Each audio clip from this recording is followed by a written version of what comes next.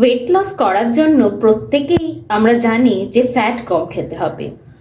যে কোনো রকমের ফ্যাট কন্টেন্ট খাবার আমাদের কম খেতে হবে, ভাজাভুজি কম খেতে হবে, তেল কম খেতে হবে, রান্নার সময় তেল কম ব্যবহার করতে হবে। কিন্তু জানেন কি, সব ফ্যাট আমাদের জন্য খারাপ নয়। কিছু কিছু ফ্যাট আছে যেগুলো আমাদের জন্য সত্যিই উপকারী। তার মধ্যে যে ফ্যাটগুলো বাদাম থেকে আসে সেগুলো আমাদের জন্য উপকারী, প্রয়োজনীয় ফ্যাট।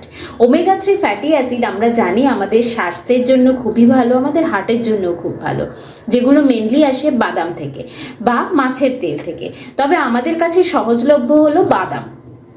যে কোনো রকমের বাদাম খান, সেটা আমন্ড হতে পারে, আখরোট হতে পারে, পেস্তা হতে পারে, চীনা বাদাম হতে পারে। সেগুলো ওভারনাইট সোক করুন, ভিজিয়ে রেখে সকালবেলা সেই বাদামগুলো খোসা ছাড়িয়ে খান।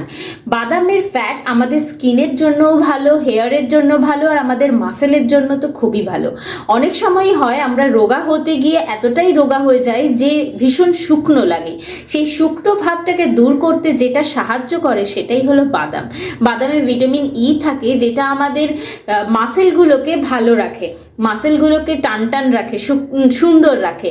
যে কারণেই বাদাম থেকে যে ফ্যাটটা আমরা পাই সেই ফ্যাটটা খাওয়া আমাদের জন্য ভালো।